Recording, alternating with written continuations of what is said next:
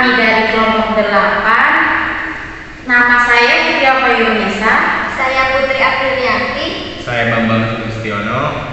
Di sini kami akan mempresentasikan hasil diskusi kami mengenai pendidikan literasi di sekolah dasar.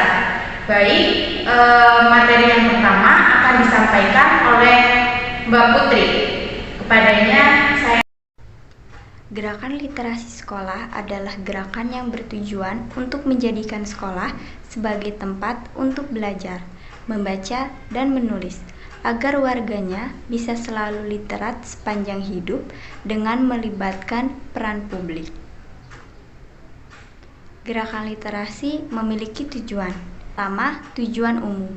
Tujuan umum gerakan literasi sekolah adalah menumbuhkan dan mengembangkan budi pekerti para peserta didik agar menjadi insan literat sepanjang hidup melalui ekosistem literasi yang dibangun dalam gerakan literasi sekolah. Kedua, ada tujuan khusus. Tujuan khususnya adalah sebagai berikut. Yang pertama, membentuk budaya literasi di lingkungan sekolah. Yang kedua, meningkatkan insan literat di lingkungan sekolah. Yang ketiga, meningkatkan pengelolaan pengetahuan di lingkungan sekolah melalui sekolah ramah anak yang menyenangkan.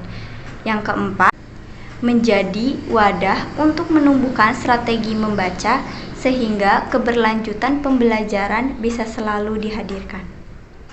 Baik, materi selanjutnya akan disampaikan oleh teman saya. Selanjutnya ada komponen literasi sekolah yang terdiri dari 6 komponen. Yang pertama, komponen literasi usia dini. Pada komponen literasi usia dini, pihak yang harus ikut aktif berperan adalah orang tua, keluarga, guru PAUD, dan pengasuh jika ada. Yang kedua, komponen literasi dasar. Pada komponen literasi dasar, pihak yang harus ikut aktif berperan adalah pendidikan formal. Yang ketiga, komponen literasi perpustakaan. Pada komponen literasi perpustakaan, pendidikan formal adalah pihak yang harus ikut aktif berperan. Yang keempat, komponen literasi teknologi. Di era digital seperti sekarang ini, arus teknologi tidak dapat dibendung. Kemampuan literasi setiap anak harus selalu ditingkatkan agar tidak mudah terjerumus dalam hal-hal yang tidak benar. Oleh karena itu, komponen literasi teknologi harus melibatkan peran pendidikan formal dan keluarga. Yang kelima, komponen literasi media. Arus informasi yang disampaikan melalui media tidak bisa diterima mentah-mentah begitu saja. Seringkali bapak atau ibu mendapatkan berita hoaks yang menyesatkan. Oleh karena itu, komponen literasi media ini harus melibatkan pendidikan formal, keluarga, dan lingkungan sosial. Yang keenam, literasi visual. Komponen literasi visual membutuhkan peran aktif pendidikan formal dan lingkungan sosial. Selanjutnya ada manfaat gerakan literasi sekolah. Manfaat gerakan literasi sekolah adalah sebagai berikut. Memperkaya pengetahuan kosakata, meningkatkan pemahaman mata pelajaran bahasa Indonesia, menambah informasi dan wawasan baru, meningkatkan kreativitas peserta didik dalam menulis dan menyusun kata-kata, mengasah daya ingat melalui membaca, meningkatkan kepekaan terhadap informasi yang muncul di media. Selanjutnya ada prinsip literasi sekolah. Prinsip literasi sekolah merupakan pedoman yang mendasari gerakan literasi sekolah. Adapun prinsip literasi sekolah adalah sebagai berikut. Literasi sekolah harus disesuaikan dengan perkembangan peserta didik berdasarkan karakteristiknya. Pelaksanaannya harus berimbang dengan berbagai jenis ragam teks serta memperhatikan hal-hal yang dibutuhkan peserta didik. Berlangsung secara terintegrasi dan menyeluruh untuk semua kurikulum. Literasi sekolah harus dijalankan secara berkelanjutan. Literasi harus disertai kegiatan kecakapan dalam berkomunikasi secara lisan. Dilakukan dengan mempertimbangkan keberagaman. Selanjutnya ada tahap pelaksanaan literasi sekolah. Ada 3 tahap dalam pelaksanaan literasi sekolah. Yang pertama, tahap pembiasaan.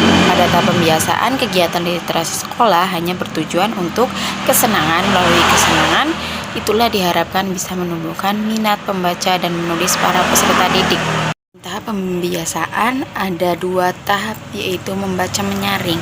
Langkah-langkah yang harus dilakukan oleh guru pada saat membaca menyaring yaitu ada 1. Sebelum membaca. Sebelum membaca, peserta didik diberikan buku yang menarik, bermanfaat, dan sesuai dengan perkembangan anak. Kemudian guru memberikan pernyataan pembuka tentang buku yang akan dibaca. Yang kedua, ada saat membaca. Kegiatan saat membaca, guru membaca isi buku dengan suara lantang, pengucapan jelas, dan tidak terlalu cepat.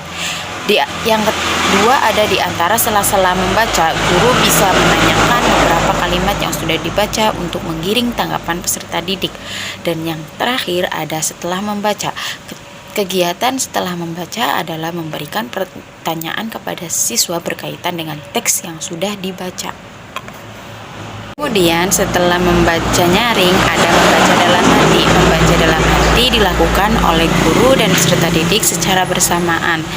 Waktu yang diberikan cukup 15 menit, karena jika kelamaan murid akan cepat bosan. Lanjut ke tahap yang selanjutnya, yaitu tahap pengembangan. Contohnya memberikan komentar baik secara lisan maupun tulisan pada buku jurnal, makalah yang sudah dibaca. Ada tahap yang terakhir, yaitu tahap pembelajaran. Kebiasaan membaca 15 menit. Pembelajaran dimulai. Kegiatan yang bisa dilakukan oleh para peserta didik yaitu membaca dalam hati, membaca nyaring, kemudian membaca bersama, atau membaca indikator terintegritas untuk menjalankan agar peserta didik itu dapat terbiasa dalam pengembangan untuk berliterasi membaca buku. Berikutnya ada langkah-langkah literasi dalam pembelajaran. Ada 3 langkah-langkah yang harus diperhatikan oleh para peserta didik. Yang pertama, ada sebelum. Sebelum membaca, peserta didik akan diberikan buku bacaan dan mereka diminta untuk memahami tujuan membaca buku tersebut. Pada tahap ini, peserta didik juga bisa mampu memperkirakan isi buku yang akan dibaca. Langkah yang kedua ada selama. Selama membaca, peserta didik harus bisa mengidentifikasikan informasi relevan yang terkandung di dalam buku bacaan, mencari kata kunci, dan menemukan kosakata baru. Dan yang terakhir, setelah membaca, peserta didik harus bisa menyimpulkan teks yang sudah dibaca baik secara lisan maupun secara tulisan. Apa saja sih kegiatan literasi di sekolah? Yang pertama, ada kegiatan wajib kunjungan ke perpustakaan. Yang ketiga, ada membaca buku non-pelajaran sebelum dimulai pembelajaran. Yang keempat, membuat pohon literasi di setiap mading kelas. Yang kelima, ada kegiatan menghafal kosakata dan menuliskannya dalam kalimat. Yang keenam, mengadakan perlombaan karya literasi setiap 1 semester. Yang ketujuh, ada membuat perpustakaan mini di dalam kelas beserta spot membaca yang cozy atau nyaman, agar anak-anak pun bisa nyaman untuk membaca. Mungkin cukup sekian pemaparan dari kami, kurang lebihnya mohon maaf. Wabillahi taufiq wal hidayah.